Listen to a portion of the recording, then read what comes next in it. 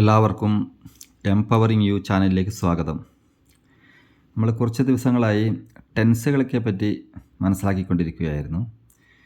ഇന്ന് നമുക്ക് parts of speech എന്താണെന്ന് നോക്കാം. പൊതുവെ എല്ലാവരുടെയും ഒരു ധാരണ പാർട്സ് ഓഫ് സ്പീച്ച് എന്തോ ഭയങ്കര സംഭവമാണ്, ഇതൊക്കെ പഠിക്കാൻ വളരെ ബുദ്ധിമുട്ടാണ്, ഭയങ്കര ടഫാണെന്നൊക്കെയാണ്.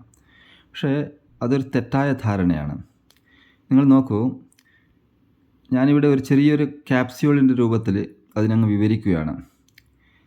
ഈ വീഡിയോ തീരുമ്പോഴേക്കും നിങ്ങൾ തന്നെ പറയും, ഇത്രയേ ഉള്ളൂ എന്ന് പറയും. അത്രയേ ഉള്ളൂ, വളരെ ഈസിയാണ്. നോക്കിക്കോളൂ. ഇംഗ്ലീഷ് സുഗമമായി സംസാരിക്കാൻ മലയാളത്തിൽ ഒരു ഫോർമുലയുടെ 7ാമത്തെ ഭാഗമാണിത്, parts of speech.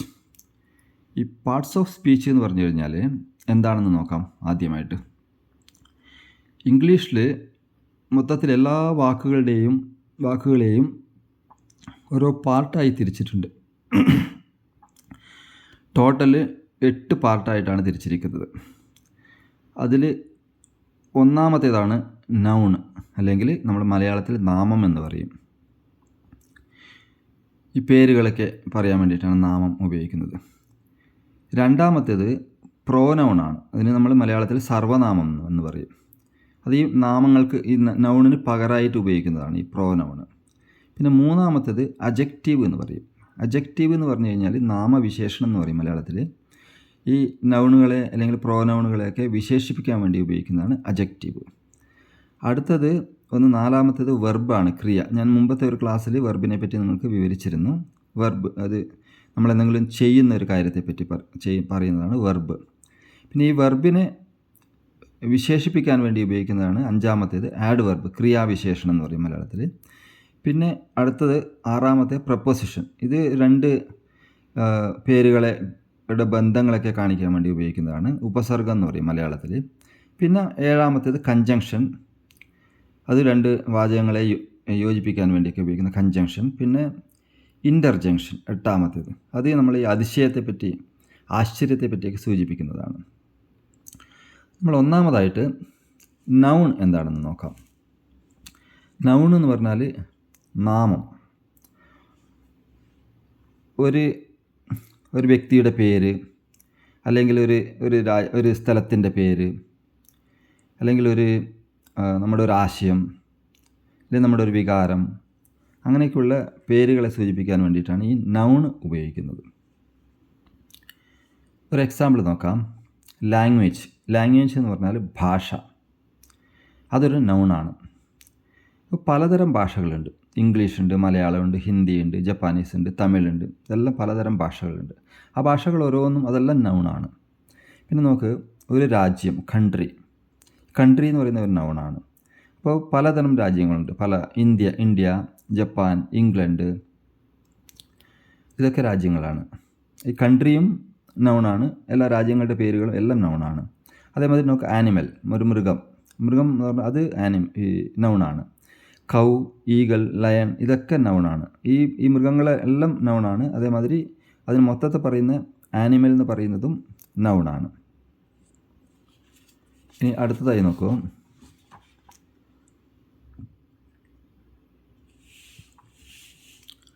Table, knowledge, anchor, ഇതൊക്കെ നോക്കൂ. ഇതും നൗണാണ്. ടേബിൾ എന്ന് പറയുന്നത് ഒരു വസ്തു, നോളജ് അതൊരു അറിവാണ്, ആങ്കർ അതൊരു വികാരമാണ്. ഇതൊക്കെ നൗണാണ്. ഒരു എക്സാമ്പിൾ നോക്കൂ. Sonu is reading A book. Sonu ഒരാളുടെ പേരാണ്. ഈസ് റീഡിങ് ഒരു ബുക്ക് വായിക്കുകയാണ്. ആ ബുക്ക് അതും നൗണാണ്. The boy is playing cricket. ആ ബോയ് എന്ന് പറയുന്നത് നൗണാണ്. പ്ലേയിങ് ക്രിക്കറ്റാണ്. എന്താ കളിക്കുന്നത്? ക്രിക്കറ്റ് കളിക്കുന്നത്. അതും നൗണാണ്. ഇപ്പോൾ ഞാൻ ഈ പറയുന്ന എക്സാമ്പിളിൽ നിന്നൊക്കെ നിങ്ങൾക്കൊരു കാര്യം മനസ്സിലാവും. നൗണ് 2 തരത്തിലാണുള്ളത്. ഒന്ന് പ്രോപ്പർ നൗൺ, പിന്നെ ഒന്ന് കോമൺ നൗൺ. ഈ ആദ്യം ഞാൻ പറഞ്ഞ എക്സാമ്പിൾ ലാംഗ്വേജിനെ പറ്റി പറഞ്ഞു. ലാംഗ്വേജ് ഇംഗ്ലീഷുണ്ട്, മലയാളമുണ്ട്, തമിഴുണ്ട് എന്ന് പറഞ്ഞു. ഈ ലാംഗ്വേജ് എന്ന് പറയുന്നത് കോമൺ നൗൺ ആയിട്ട് വരും. അത് കോമൺ ആയിട്ടുള്ള ഒരു പേരാണ്. അതിനകത്താണ് നമുക്ക് ഇംഗ്ലീഷ്, മലയാളം എന്നൊക്കെ വരുന്നത്. അത് പ്രോപ്പർ നൗണാണ്. അതേമാതിരി ഒരു കൺട്രി എടുക്കുകയാണെങ്കിൽ കൺട്രി പൊതുവായി പറയുന്ന നമ്മളൊരു പേരാണ്. അത് കോമൺ നൗൺ എന്ന് പറയും. ഇതൊക്കെ മനസ്സിലാക്കാൻ വേണ്ടി പറഞ്ഞു. ഇതൊന്നും ആരും ബൈഹാർട്ട് പഠിക്കുകയോ അങ്ങനെയൊന്നും ചെയ്യേണ്ട കാര്യങ്ങളില്ല. ഇതെല്ലാം പൊതുവായിട്ടൊന്ന് മനസ്സിലാക്കാൻ വേണ്ടി പറയുകയാണ്. പിന്നെ ഈ സ്കൂളിൽ പഠിക്കുന്ന അല്ലെങ്കിൽ കോളേജിൽ പഠിക്കുന്ന കുട്ടികൾ, പിന്നെ ഈ കോമ്പറ്റേറ്റീവ് എക്സാംസൊക്കെ പ്രിപ്പയർ ആകുന്ന കുട്ടികളൊക്കെ ആകുമ്പോൾ അവർക്കൊക്കെ കുറച്ച് കൂടുതൽ ഉപകാരപ്പെടുമായിരിക്കും ഞാൻ ഇതിനെ പറ്റിയെല്ലാം വിവരിക്കുമ്പോൾ. പക്ഷെ ഞാൻ കൂടുതൽ വിവരിക്കുന്നില്ല. ഇപ്പം നൗണിനെ പറ്റി ഞാൻ വളരെ സിമ്പിളായി പറഞ്ഞു പോവുകയാണ്. പിന്നെ നൗണിനെ പറ്റി മാത്രമായിട്ട് സെപ്പറേറ്റ് ഒരു ക്ലാസ് എടുക്കുമ്പോൾ ഞാൻ കൂടുതൽ വിവരിച്ച് പറയുന്നതായിരിക്കും. ഇപ്പോഴും ഇത്രയും മനസ്സിലാക്കിയാൽ മതി. 2 തരത്തിലുള്ള നൗണുകളുണ്ട്. ഒന്ന് common noun, proper noun. Common noun എന്ന് പറഞ്ഞാൽ കോമൺ ആയിട്ട്, ഇപ്പം ലാംഗ്വേജ് എന്ന് പറഞ്ഞാൽ കോമൺ നൗണാണ്. ഇംഗ്ലീഷ്, മലയാളം, ഹിന്ദി എന്നൊക്കെ പറയുന്നത് പ്രോപ്പർ നൗണാണ്. ഇപ്പോൾ കൺട്രി എന്ന് പറയുന്നത് ഒരു കോമൺ നൗണാണ്. ഈ ഇന്ത്യ, ജപ്പാൻ, ചൈന, അമേരിക്ക എന്നൊക്കെ പറയുന്നത് പ്രോപ്പർ നൗണാണ്. ആനിമൽ എന്ന് പറയുന്നത് ഒരു കോമൺ നൗണാണ്. ലയണ് അങ്ങനെയുള്ള പേരുകളൊക്കെ പറയുന്നത് ഒരു പ്രോപ്പർ നൗണാണ്. അത്രയും മനസ്സിലാക്കിയാൽ മതി. ഇനിയൊരു എക്സാമ്പിൾ നോക്കൂ. Ravi learns to speak English. അതിൽ രവി എന്ന് പറയുന്നത് പ്രോപ്പർ നൗണാണ്. ഇംഗ്ലീഷും പ്രോപ്പർ നൗണാണ്. My daughter is a nurse. Daughter എന്ന് പറയുന്നത് ഒരു കോമൺ നൗണാണ്. കാരണം ഡോട്ടർ എന്ന് പറയുന്നത്, നഴ്സ് എന്ന് പറയുന്നതും ഒരു കോമൺ നൗണാണ്. ഇനി അടുത്ത് നോക്ക്. ഒരു 3 തരത്തിൽ വീണ്ടും നൗണിനെ ഡിവൈഡ് ചെയ്യുന്നുണ്ട്. അത് ഒന്ന് കോൺക്രീറ്റ് നൗൺ എന്ന് പറയും, പിന്നെ അബ്സ്ട്രാക്റ്റ് നൗൺ, പിന്നെ കളക്റ്റീവ് നൗൺ. ഇത് 3 എന്താണെന്ന് വളരെ വേഗത്തിലൊന്ന് പറഞ്ഞു പോകാം. ഈ നമുക്ക് കോൺക്രീറ്റ് നൗൺ എന്ന് പറഞ്ഞു കഴിഞ്ഞാൽ നമുക്ക് കാണാനും കേൾക്കാനും തൊടാനും ഒക്കെ പറ്റുന്ന വസ്തുക്കളുണ്ടല്ലോ, അതിനെയാണ് ഈ കോൺക്രീറ്റ് നൗൺ എന്ന് പറയുന്നത്. നമുക്ക് എക്സാമ്പിൾ, ബുക്ക് നമുക്ക് തൊടാൻ പറ്റും, കാണാൻ പറ്റും. വാൾ, ചുമര് നമുക്ക് കാണാൻ പറ്റും. ഡോർ, ഇതൊക്കെ നമുക്ക് കാണാനും തൊടാനൊക്കെ പറ്റുന്ന ഒരു നൗണുകളാണ്. അതിനാണ് കോൺക്രീറ്റ് നൗൺസ് എന്ന് പറയുന്നത്. പിന്നെ അടുത്ത നോക്ക്, പീസ്, ഹാപ്പിനെസ്, ഹോപ്പ്, അങ്ങനെയുള്ള വേർഡുകളൊക്കെ. ഇതൊക്കെ നമുക്ക് തൊടാനും പറ്റത്തില്ല, കാണാനും പറ്റത്തില്ല, പക്ഷെ നമുക്ക് അനുഭവിക്കാൻ പറ്റും. പീസ്, അതേമാതിരി ഹാപ്പിനെസ് നമുക്ക് അനുഭവിക്കാൻ പറ്റും, പക്ഷേ നമുക്ക് കാണാനോ തൊടാനോ ഒന്നും പറ്റത്തില്ല. അതിനാണ് അബ്സ്ട്രാക്റ്റ് നൗൺസ് എന്ന് പറയുന്നത്. പിന്നെ അടുത്തതാണ് കളക്റ്റീവ് നൗൺ. അതിന് എക്സാമ്പിൾ നോക്ക്, ടീം, ഫാമിലി. ടീം നോക്ക്, കുറേ മെമ്പേഴ്സ് കൂടിയ ഒരു ഇതിനാണ് ടീം എന്ന് പറയുന്നത്. ആ ടീമിനാണ് കളക്റ്റീവ് എന്ന് പറയുന്നത്. അതുപോലെ ഒരു ഫാമിലി എന്ന് പറയുമ്പോൾ ഒരുപാട് മെമ്പേഴ്സ് കാണും അതിൽ. അപ്പോൾ ആ ഫാമിലി അതിനെ മൊത്തത്തിൽ പറയുന്നതാണ് കളക്റ്റീവ് നൗൺ. മനസ്സിലായല്ലോ ടീമും ഫാമിലി എക്സാമ്പിൾ എങ്ങനെയാണ് വരുന്നതെന്ന്. ഇത്രയേ ഉള്ളൂ നൗണിൻ്റെ പൊതുവായി മനസ്സിലാക്കാൻ ഇത്രയേ ഉള്ളൂ. ഇതിനെപ്പറ്റി ഞാൻ നൗണിനെ കൂടുതൽ വിവരിച്ചുകൊണ്ടുള്ള വേറെ ക്ലാസ്സുകൾ ഇതിന് കുറച്ചുകൂടെ കഴിഞ്ഞിട്ട് ഒരു പ്രാവശ്യം ചെയ്യുന്നതായിരിക്കും. ഇനി രണ്ടാമത്തേത് നോക്കൂ, പ്രോനൗൺ എന്ന് പറയും. അത് മലയാളത്തിൽ സർവനാമം എന്ന് പറയും. പ്രോനൗൺ എന്ന് പറയുന്നത് നമ്മൾ ഈ നാമത്തിന് പകരമായിട്ട് ഉപയോഗിക്കുന്നതാണ്. നോക്ക്, ഇവിടെ ഒരു എക്സാമ്പിൾ കൊടുത്തിട്ടുണ്ട്. Kiran is a good boy. Kiran ഒരു നല്ല കുട്ടിയാണ്. വീണ്ടും നമ്മൾ പറയുന്നത് Kiran is studying in 8th standard. Kiran 8ാം ക്ലാസ്സിലാണ് പഠിക്കുന്നത്. ഇനി അടുത്ത് നോക്കൂ, Kiran forgot to bring Kiran's lunch box. അപ്പോൾ നമ്മൾ വീണ്ടും കിരൺ തന്നെ പറഞ്ഞുകൊണ്ടിരിക്കുന്നു. അപ്പോൾ അതിനൊരു സുഖമില്ല കേൾക്കാൻ വേണ്ടിയിട്ട്. അപ്പോൾ ഈ Kiran is a good boy എന്ന് പറഞ്ഞ ശേഷം വീണ്ടും കിരൺ ഉപയോഗിക്കുന്നതിന് പകരം he is studying in 8th standard എന്ന് പറയും. അതുപോലെ മൂന്നാമത് വീണ്ടും നോക്ക്, കിരൺ ഫൊർഗോട്ട് എന്ന് പറയുന്നത് ഹീ ഫൊർഗോട്ട് ടു ബ്രിങ്. ആ കിരൺസ് ലഞ്ച് ബോക്സ് എന്ന് പറയുന്നതിന് പകരം ഹിസ് ലഞ്ച് ബോക്സ് എന്ന് പറയും. നോക്കിവിടെ എഴുതിയിട്ടുണ്ട്, Kiran is a good boy, he is studying in 8th standard, he forgot to bring his lunch box. ഇതിനാണ് സർവനാമം ഉപയോഗിക്കുന്നത്. ഇപ്പോൾ മനസ്സിലായല്ലോ. പ്രോനൗൺ ഇതേമാതിരി ഉള്ള യൂസിന് വേണ്ടിയിട്ടാണ് ചെയ്യുന്നത്. ഒരു എക്സാമ്പിൾ നോക്കൂ. ഇനി ഒരു കാര്യം കൂടി പറയാം. ഈ ഒരു ഇംഗ്ലീഷ് വാചകത്തിൽ ഒരു സബ്ജക്റ്റും ഉണ്ടാവും, ഒരു ഒബ്ജക്റ്റും ഉണ്ടാവും മിക്കവാറും വാചകങ്ങളിൽ. അതില്ലാത്ത വാചകങ്ങളും കാണും. ഇപ്പം നമുക്ക് ഒരു എക്സാമ്പിൾ, രാമ കിൽഡ് രാവണ. രാമൻ രാവണനെ കൊന്നു. നമ്മൾ ഈ ആര് എന്ന് ചോദിക്കുമ്പോൾ ഉത്തരം കിട്ടുന്നതാണ് ഈ സബ്ജക്റ്റ് എന്ന് പറയുന്നത്. ഇംഗ്ലീഷിൽ ആര്, ഹു എന്ന് ചോദിക്കുമ്പോൾ ഉത്തരം കിട്ടണം. അപ്പോൾ ആരാണ് ഇവിടെ കൊന്നത്? രാമനാണ് കൊന്നത്. അപ്പോൾ രാമനാണ് സബ്ജക്റ്റ്. ആരെയാണ് കൊന്നത്? രാവണനെ. അതാണ് ഒബ്ജക്റ്റ്. നമ്മൾ ആരെ, ഹും എന്ന് ചോദിക്കുമ്പോൾ ഉത്തരം കിട്ടുന്നതാണ് ഒബ്ജക്റ്റ്. മനസ്സിലായല്ലോ. അങ്ങനെ ഇംഗ്ലീഷ് വാചകങ്ങളിൽ അങ്ങനെ ഒന്ന് മനസ്സിലാക്കാനുണ്ട്. രാമ കിൽഡ് രാവണ എന്ന് പറയുമ്പോൾ രാമ സബ്ജക്റ്റും രാവണ ഒബ്ജക്റ്റുമാണ്. ഈ സബ്ജക്റ്റ് അത് ഇംഗ്ലീഷിൽ ഈ പ്രോനൗണിൽ സബ്ജക്റ്റ് പ്രോനൗണും ഉണ്ട്, ഒബ്ജക്റ്റ് പ്രോനൗണും ഉണ്ട് മെയിനായിട്ട്. കൂടുതൽ വിവരണങ്ങൾ ഞാൻ പ്രോനൗണിനെ പറ്റിയിട്ടും വീണ്ടും ഒരു സെപ്പറേറ്റ് ഒരു ക്ലാസ് ഒരു ദിവസം എടുക്കുന്നതായിരിക്കും. അപ്പോൾ നമുക്ക് ഒരു കൂടുതൽ എക്സാമ്പിളൊക്കെ കൊടുത്ത് കൂടുതൽ വിവരിക്കുന്നതായിരിക്കും. ഇവിടെ ഞാനിത് ഫാസ്റ്റായിട്ട് പറഞ്ഞു പോകുന്നു, അത്രയേ ഉള്ളൂ, നിങ്ങൾക്ക് മനസ്സിലാക്കാൻ വേണ്ടി പറയുകയാണ്. ഇപ്പോൾ നോക്ക്, ആര് എന്ന് പറയുന്നത്, ഇപ്പോൾ എക്സാമ്പിൾസ് നോക്ക്. I, we, they, you, he, she, it. ഇതൊക്കെ നമ്മൾ ആര് എന്ന് ചോദിക്കുമ്പോൾ ഉത്തരം കിട്ടും. നോക്ക്, ആരാണ് ഐ? ആരെയാണ്? ഇപ്പോൾ ഐയുടെ ആരെയെന്ന് വരുന്ന ഒബ്ജക്റ്റ് പ്രോനൗൺ വരുന്നത് മീ ആണ്. നോക്ക്, ഐ എന്ന് പറഞ്ഞാൽ ഞാൻ, ഹൂ എന്ന് ചോദിച്ചാൽ ഐ, ഹൂ ഐ, ഹും എന്നെ, മീ എന്ന് പറയും ഇതിന് ഇംഗ്ലീഷ്, മീ എന്നെ. ആ മീ എന്നുള്ളത് പിന്നെ ഒരു പ്രോനൗണാണ്, അത് ഒബ്ജക്റ്റ് പ്രോനൗൺ എന്ന് പറയും. ഐ എന്ന് പറയുന്നത് സബ്ജക്റ്റ് പ്രോനൗൺ. ഇനി വി നോക്കൂ, വി ഹൂ എന്ന് ചോദിക്കുമ്പോൾ ആര്? ഞങ്ങൾ. ആരെ? ഞങ്ങളെ, അസ്, അസ് എന്ന് ഉപയോഗിക്കും. ഞങ്ങളെ എന്ന് പറയാൻ വേണ്ടി അസ് എന്ന് ഉപയോഗിക്കും. ദേ എന്ന് പറഞ്ഞാൽ അവർ. ഹൂ എന്ന് ചോദിക്കുമ്പോൾ ദേ എന്ന് കിട്ടും, അവർ. ആരെ? ദം, അവരെ. അപ്പോൾ ഒബ്ജക്റ്റ് പ്രോനൗൺ അവരെ എന്ന് വരും, സബ്ജക്റ്റ് പ്രോനൗൺ ദേ. ഇപ്പോൾ നിങ്ങൾക്ക് മനസ്സിലായല്ലോ. യു നോക്കൂ, യു രണ്ടും യു തന്നെയാണ് ഉപയോഗിക്കുക. ഹൂ യു, ഹും യു നിങ്ങളെ. ഹൂ എന്ന് ചോദിക്കുമ്പോൾ ഹി അവൻ. ഹൂ ആരാണ്? അവൻ, ഹി. ആരെയാണ്? ഹിം അവനെ. ഷീ അവൾ, ഹർ അവളെ. ഇറ്റ് ഇത് അത് എന്നൊക്കെ പറയുമ്പോൾ ഇറ്റ് ഇതിനെ. ക്ലിയറായി മനസ്സിലാവുന്നുണ്ടല്ലോ? ഇത്രയേ ഉള്ളൂ. The boys are playing, they are playing. The boys are playing എന്ന് പറയുന്നതിന് പകരം ദേ ആർ പ്ലേയിങ്, അത്രയേ ഉള്ളൂ. ദ ബോയ്സ് എന്നുള്ള ബോയ് അവിടെ നൗൺ ഉപയോഗിച്ചു, നൗണിന് പകരം ഇവിടെ ദേ ആർ പ്ലേയിങ് എന്ന് പറയുന്നു, അത് നമ്മൾ ഇവിടെ പ്രോനൗൺ ഉപയോഗിച്ചു. ഐ കോൾ ദ ബോയ്സ് എന്ന് പറയുന്നതിന് പകരം ഐ കോൾ ദം എന്ന് പറയുന്നു. ഇതാണ് പ്രോനൗൺ. പ്രോനൗണിനെ പറ്റിയിട്ട് ഇപ്പോൾ നിങ്ങൾക്ക് മനസ്സിലായല്ലോ. ഇനി പ്രോനൗണിൽ തന്നെ ഡെമോൺസ്ട്രേറ്റീവ് പ്രോനൗൺസ് ഒക്കെ പറഞ്ഞിട്ടുണ്ട്. അതായത് ഈ ദിസ്, ദാറ്റ്, ദീസ്, ദോസ്, ഇതൊക്കെ ഡെമോൺസ്ട്രേറ്റീവ് പ്രോനൗൺസ് ആണ്. ദിസ് എന്ന് പറഞ്ഞാൽ ഇത്, ദാറ്റ് അത്, ദീസ് എന്ന് പറഞ്ഞാൽ ഇവ, ദോസ് എന്ന് പറഞ്ഞാൽ അവ. നമുക്ക് this is A pen, that is A book. ഇതൊരു പെന്നാണ്, അതൊരു ബുക്ക് ആണ്. These are new, those are old.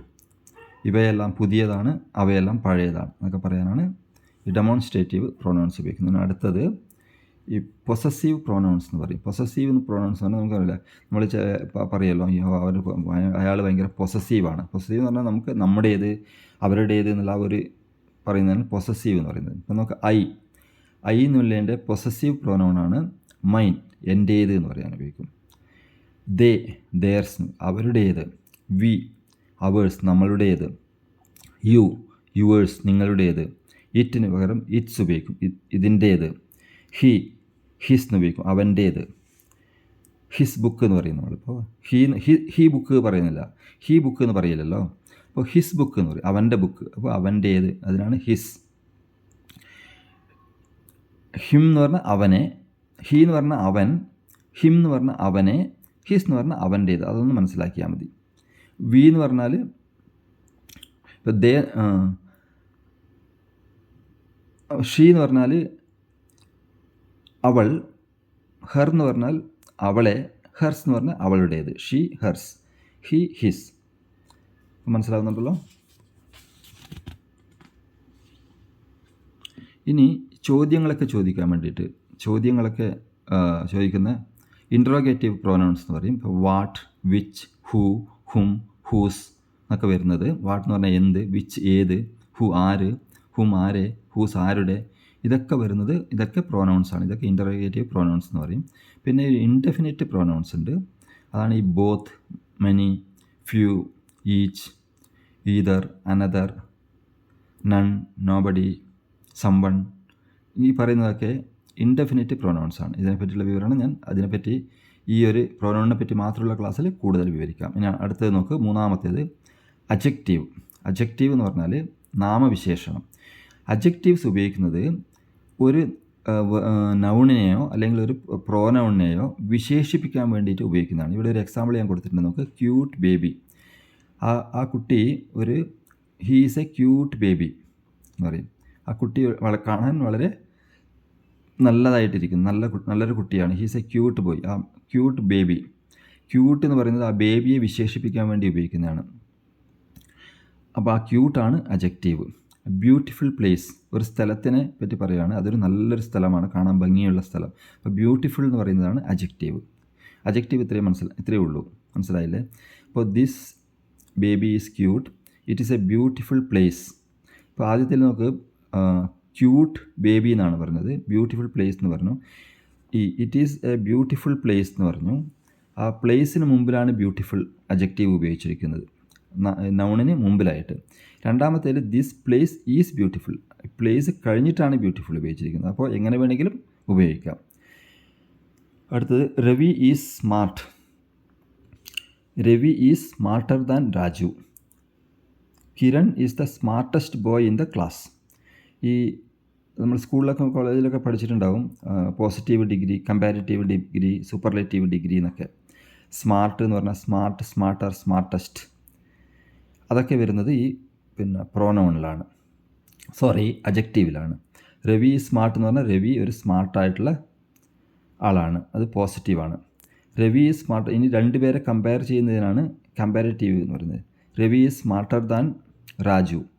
ഇനി ഇത് നോക്ക്, Kiran is the smartest boy, ആ ക്ലാസ്സിലെ ഏറ്റവും സ്മാർട്ടസ്റ്റ് ആയിട്ടുള്ള ആൾ, സൂപ്പർലേറ്റീവ് എന്ന് പറയുന്നത്. അതാണ് Kiran is the smartest boy in the class.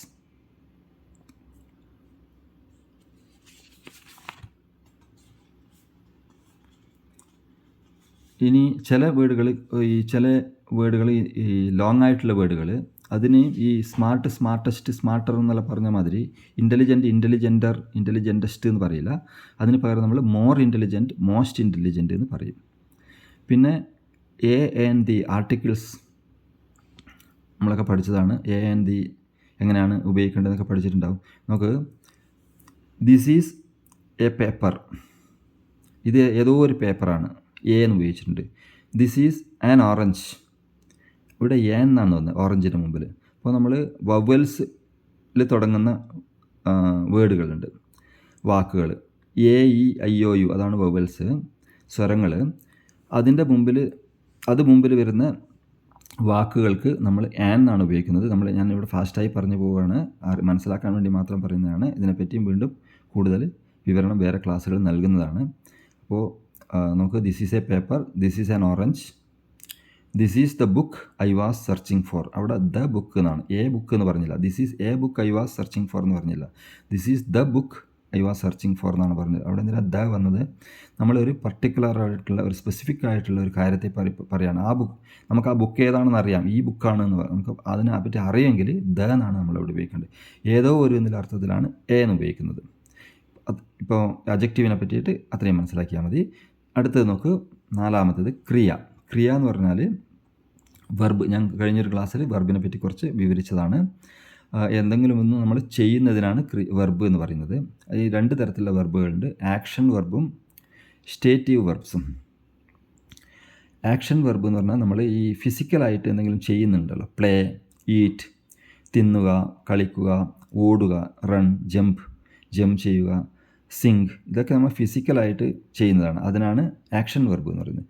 ഇതല്ലാതെ ചില വെർബുകൾ നമുക്ക് നോക്കി, is, are, am, he's a boy, they are playing, ഇതൊക്കെ പറയുമ്പോൾ നമ്മൾ ഈ ഇത് ഫിസിക്കലായിട്ട് ഒന്നുമില്ല. ഇപ്പോൾ ആർ ഉപയോഗിക്കുമ്പോൾ, ആം ഉപയോഗിക്കുമ്പോൾ, ഐ ആം പ്രകാശ് എന്ന് പറയുകയാണെങ്കിൽ ഞാൻ പ്രകാശാണ്, അവിടെ നമ്മൾ ഫിസിക്കലായിട്ടൊന്നും ചെയ്യുന്നില്ല, ഇങ്ങനെ പറയുന്നേ ഉള്ളൂ. ഐ ലൈക്ക് ചോക്ലേറ്റ്സ്, എനിക്ക് ചോക്ലേറ്റ് ഇഷ്ടമാണ്. ആ ഇഷ്ടമാണെന്നുള്ളതിലൊന്നും ഫിസിക്കലായിട്ടൊന്നും വരുന്നില്ല, നമുക്ക് ഇഷ്ടമാണെന്നുള്ളൊരു അനുഭവമാണ്, അല്ലേ, അതൊരു വികാരമാണ്. അപ്പോൾ അത് സ്റ്റേറ്റീവ് വെർബ് എന്നാണ് ഇതിന് പറയുന്നത്. I want glass of water, അപ്പോൾ വാണ്ട്, ഇതൊക്കെ സ്റ്റേറ്റീവ് വെർബ്സിൽ വരും. പിന്നെ മുമ്പത്തെ ക്ലാസ്സിൽ ഞാൻ പറഞ്ഞിരുന്നു മെയിൻ വെർബും ഹെൽപ്പിംഗ് വെർബും. ഒരു മെക്കാനിക്കിൻ്റെ കാര്യമൊക്കെ പറഞ്ഞിരുന്നത് ഓർമ്മയുണ്ടല്ലോ.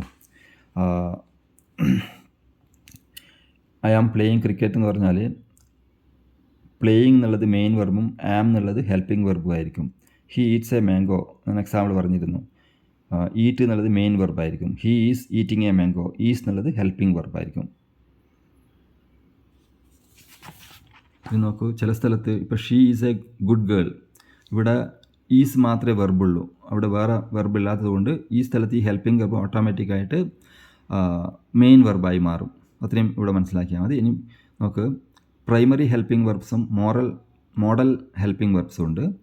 പ്രൈമറി ഹെൽപ്പിംഗ് വെർബ്സ് എന്ന് പറഞ്ഞാൽ is, are, am, do, have എന്നൊക്കെ വരുന്നത് പ്രൈമറിയിൽ വരും. പിന്നെ മോഡൽ ഹെൽപ്പിംഗ് വെർബ്സ് ആണ് ഈ will, would, may, might, shall, should, can, could എന്നൊക്കെ പറയുന്നത് മോഡൽ ഹെൽപ്പിംഗ് വെർബ്സ് ആണ്. അപ്പോൾ വെർബ്സിനെ പറ്റിയിട്ട് പിന്നെ വീണ്ടും വേറൊരു ക്ലാസ്സിൽ കൂടുതൽ വിവരിക്കാം. അടുത്തത് അഞ്ചാമത്തേത് ആഡ്വർബാണ്, ക്രിയാവിശേഷണം എന്ന് പറയും. നമ്മൾ വെർബിനെ വിശേഷിപ്പിക്കാൻ വേണ്ടിയിട്ടാണ് ആഡ്വർബ് ഉപയോഗിക്കുന്നത്. നമുക്ക് ഹീ വാക്സ് സ്ലോലി, അവൻ മെല്ലെ നടക്കുന്നു. ഷീ റൺസ് ഫാസ്റ്റ്, അവൾ വേഗത്തിൽ ഓടുന്നു. ആ വെർബിനെ വിശേഷിപ്പിക്കാൻ വേണ്ടിയിട്ടാണ് ഇവിടെ സ്ലോലി എന്ന് ഉപയോഗിച്ചിട്ടുണ്ടോ. ഹീ വാക്സ് സ്ലോലി, മെല്ലെ. ഷീ റൺസ് ഫാസ്റ്റ്, വേഗത്തിൽ. ഈ ഫാസ്റ്റ് എന്ന് പറയുന്നതിന് ആഡ്വർബും അജക്റ്റീവിലും ഫാസ്റ്റ് തന്നെ കേട്ടോ. ഇവിടെയും ഫാസ്റ്റ് തന്നെ, ഫാസ്റ്റ്ലി എന്ന് പറയത്തില്ല. ഇത്ര മനസ്സിലാക്കിയാൽ മതി ഇവിടെ. പിന്നെ നോക്കൂ, നമ്മൾ എവിടെ, വേർ എന്ന് ചോദിച്ചാൽ ഉത്തരം കിട്ടുന്ന ആഡ്വർബാണ് പ്ലേസ് ആഡ്വർബ്സ് എന്ന് പറയും. പ്ലേസ് ഓഫ് ആഡ്വർബ്സ് എന്ന് പറയും. ആഡ്വർബ്സ് ഓഫ് പ്ലേസ് എന്ന് പറയും. Adverbs of place. എവിടെ, വേർ, നമ്മൾ എവിടെയെന്ന് ചോദിക്കുമ്പോൾ അതിന് ഉത്തരം കിട്ടുന്നത് നമുക്ക് everywhere, here, there, back, around, near by, inside, outside. ഇതൊക്കെ ഈ ആഡ്വർബ്സൊക്കെ എവിടെ എന്നുള്ളതിന് ചോദിക്കുന്നത്. ഇത് എന്തിനാണ് ഇങ്ങനെ പറയുന്നതെന്ന് വെച്ചാൽ ഇത് ഈ പഠിക്കുന്ന കുട്ടികൾക്ക് ഇപ്പോൾ പറയുമ്പോൾ ചിലപ്പോൾ മനസ്സിലാകും. നമ്മൾ വേർന്ന് ചോദിക്കുമ്പോൾ ഉത്തരം കിട്ടുന്ന ആഡ്വർബ്സിനാണ് ആഡ്വർബ്സ് ഓഫ് പ്ലേസ് എന്ന് പറയുന്നത്. ഇത് ടോട്ടൽ ഞാൻ മനസ്സിലാക്കാൻ വേണ്ടി പറയുന്നേ ഉള്ളൂ. നമ്മൾ ഇതൊക്കെ ആഡ്വർബാണെന്ന് മനസ്സിലാക്കാൻ വേണ്ടി മാത്രം പറയുന്നതാണ്. ഇതിനെപ്പറ്റി ആരോ ഇതൊന്നും മനസ്സിലാവുന്നില്ല അങ്ങനെ വിചാരിക്കേണ്ട ആവശ്യമില്ല. ഇത് ബൈ ഹാർട്ട് പഠിക്കേണ്ട ആവശ്യം ഒന്നുമില്ല. ഞാൻ മുമ്പേ പറഞ്ഞിട്ടുണ്ട്, ഗ്രാമറിനെ പറ്റി ആരും പേടിക്കേണ്ട ആവശ്യമില്ല. ഇത് എന്താണെന്ന് മനസ്സിലാക്കാൻ വേണ്ടി പറയുന്നു, അത്രയേ ഉള്ളൂ. ഇപ്പോൾ എപ്പോൾ, വെൻ എന്ന് ചോദിച്ചാൽ ഉത്തരം കിട്ടുന്ന ആഡ്വർബ്സിനാണ് ടൈം ആഡ്വർബ് എന്ന് പറയുന്നത്. Today, tomorrow, now, then, later, ഇതൊക്കെ അത് ആ വിഭാഗത്തിൽ വരും. ദേ കെയിം യെസ്റ്റർഡേ, അവർ ഇന്നലെ വന്നു. പിന്നെ എത്ര, ഹൗ മച്ച് എന്ന് ചോദിച്ചാൽ ഉത്തരം കിട്ടുന്ന ആഡ്വർബിലാണ് ഡിഗ്രി, ആഡ്വർബ്സ് ഓഫ് ഡിഗ്രി എന്ന് പറയുന്നത്. നമുക്ക് almost, just, very, totally, extremely, absolutely, quiet, completely, ഇതൊക്കെ വരുന്നത് ആഡ്വർബ്സ് ഓഫ് ഡിഗ്രിയിലാണ്. ഹീ ഈസ് വെരി ഹാപ്പി, അവൻ വളരെ സന്തോഷവാനാണ്. ആ വളരെ എന്നുള്ളത് വെരി ഹാപ്പി, ഇത് അതിൽ വരുന്നതാണ്. ഇപ്പം നമുക്ക് എപ്പോഴൊക്കെ, ഹൗ ഓഫൻ എന്ന് ചോദിക്കുമ്പോൾ ഉത്തരം കിട്ടുന്ന ആഡ്വർബ്സിനാണ് ഫ്രീക്വൻസി ആഡ്വർബ്സ് എന്ന് പറയുന്നത്. ആഡ്വർബ്സ് ഓഫ് ഫ്രീക്വൻസി എന്ന് പറയും. ഈ daily, weekly, monthly, yearly, sometimes, usually, always, often, never, ഇതൊക്കെ വരുന്നത് ആ ഒരു വിഭാഗത്തിലാണ്. ഇനി അടുത്തത് ആറാമത്തേത് പ്രൊപ്പോസിഷൻ. പ്രൊപ്പോസിഷൻ എന്ന് പറയുന്നത് രണ്ട് നാമങ്ങളെ അല്ലെങ്കിൽ നാമത്തിനെയൊക്കെ ബന്ധിപ്പിക്കുന്ന ഒരു വാക്കാണ് പ്രൊപ്പോസിഷൻ. അതിന് എക്സാമ്പിൾ നോക്ക്. In, on, of, at, with, by, beside, up, upon, through, across, between, ഇതൊക്കെ പ്രൊപ്പോസിഷൻസ് ആണ്. നമുക്ക് example, the computer is on the table. Computer ടേബിളിൻ്റെ പുറത്താണ്, മേശപ്പുറത്താണ്. കമ്പ്യൂട്ടർ മേശപ്പുറത്താണ്. കമ്പ്യൂട്ടർ ഒരു നൗണാണ്, ടേബിളും ഒരു നൗണാണ്. ഈ രണ്ട് നൗണിനെയും ബന്ധിപ്പിക്കാനാണ് ഓൺ ഉപയോഗിക്കുന്നത്. The computer is on the table. മനസ്സിലാവുന്നുണ്ടല്ലോ. സമയത്തെ സൂചിപ്പിക്കുന്ന പ്രൊപ്പോസിഷൻസ് ഉണ്ട്, അതിന് ഇൻ, ഓൺ, അറ്റ്. പിന്നെ സ്ഥലത്തെ സൂചിപ്പിക്കുന്ന പ്രൊപ്പോസിഷൻസിനാണ് ഇൻ, ഓൺ, അറ്റ് എല്ലാം ഉപയോഗിക്കുന്നത്. ഇപ്പോൾ എങ്ങോട്ട് എന്ന് പറയാൻ വേണ്ടി ഉപയോഗിക്കുന്നതാണ് to, into, through, across. ഇതൊക്കെ എങ്ങോട്ട് എന്ന് പറയാൻ വേണ്ടി ഉപയോഗിക്കുന്നൊരു പ്രൊപ്പോസിഷൻസ് ആണ്. എങ്ങനെയാണ് എന്ന് പറയാനാണ് ബൈ, ലൈക്ക് എന്നൊക്കെ ഉപയോഗിക്കുന്നത്. എന്തുപയോഗിച്ചാണ് എന്ന് പറയാനാണ് വിത്ത്, ബൈ എന്നൊക്കെ ഉപയോഗിക്കുന്നത്.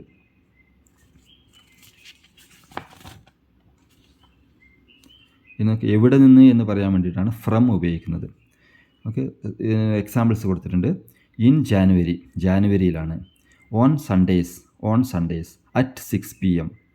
On the table, in the box, to school, by bus, cut with a knife. ഇപ്പം ഞാൻ മുമ്പ് പറഞ്ഞതിൻ്റെയൊക്കെ എക്സാമ്പിൾസാണ് ഇവിടെ കൊടുത്തിരിക്കുന്നത്. ഫ്രം ദുബായ്, ദുബായിൽ നിന്ന്. പ്രൊപ്പോസിഷൻസിനെ പറ്റി ഇത്ര മതി. പിന്നെ പ്രൊപ്പോസിഷനിൽ മാത്രമായിട്ട് ഞാൻ വീണ്ടും ഒരു ക്ലാസ് മുമ്പ് ചെയ്യും. അപ്പോൾ നമുക്ക് കൂടുതൽ വിവരണങ്ങൾ നൽകാം.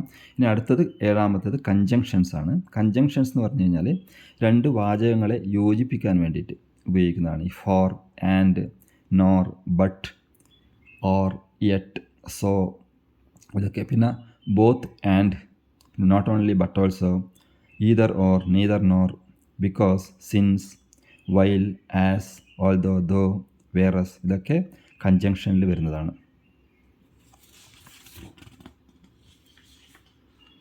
അത് കഴിഞ്ഞാൽ 8ാമത്തേതാണ് ഇൻ്റർജങ്ഷൻ. ഇത് നമ്മൾ ഈ ഒരു സർപ്രൈസ്, അതിശയത്തേക്ക് സൂചിപ്പിക്കാൻ വേണ്ടി നമ്മൾ ഉപയോഗിക്കുന്ന ചില വേർഡ്സാണ്. ഓ എന്ന് പറയില്ല നമ്മൾ, ഓ വാട്ട് ഈസ് സർപ്രൈസ്. വാവ് എന്ന് പറയുമല്ലോ, വാവ്. ഔച്ച്, അലാസ്, ഊപ്സ് എന്നൊക്കെ പറയുമല്ലോ. ഇത്രയേ ഉള്ളൂ. ഇതാണ് ഇൻ്റർജങ്ഷൻ. ഇപ്പോൾ ഞാൻ അത് ഇത്രയും നോക്ക്. ഒരു നിങ്ങൾക്ക് പാർട്സ് ഓഫ് സ്പീച്ചിനെ പറ്റിയുള്ള ആ ഒരു ഡൗട്ടുകളൊക്കെ ഇവിടെ ക്ലിയർ ആയിട്ടുണ്ടാവുമെന്ന് വിചാരിക്കുന്നു. ഫുൾ ക്ലിയർ ആവത്തില്ല, പക്ഷേ എന്നാലും നിങ്ങൾക്ക് പൊതുവേ പാർട്സ് ഓഫ് സ്പീച്ച് എന്താണെന്ന് ഇപ്പോൾ മനസ്സിലായില്ലേ. പാർട്സ് ഓഫ് സ്പീച്ച് ഇത്രയേ ഉള്ളൂ, ഇത്രയേ മനസ്സിലാക്കാനുള്ളൂ. കൂടുതൽ വിവരിക്കാം വേറെ ക്ലാസ്സുകളിൽ. അപ്പോൾ എല്ലാവർക്കും എൻ്റെ ക്ലാസ് ഇഷ്ടമായെന്ന് വിചാരിക്കുന്നു. ഇഷ്ടമായെങ്കിൽ ലൈക്ക് ചെയ്യുക. അതേമാതിരി ആർക്കെങ്കിലും ആവശ്യമുള്ള ആൾക്കാരുണ്ടെങ്കിൽ അവർക്കൊക്കെ ഷെയർ ചെയ്യുക. പിന്നെ കമൻറ്റ് വളരെ ഇമ്പോർട്ടൻ്റ് ആണ്, ചെയ്യണം. ഇതിനെപ്പറ്റി കമൻറ്റ് ചെയ്യണം. കമൻറ്റ് അത്യാവശ്യമാണ്. വീണ്ടും നമുക്ക് ടെൻസുകളെ പറ്റിയുള്ള ക്ലാസ്സുകൾ അടുത്ത വീഡിയോകളിൽ ചെയ്യുന്നതാണ്. അതുവരെ എല്ലാവർക്കും ഗുഡ് ബൈ.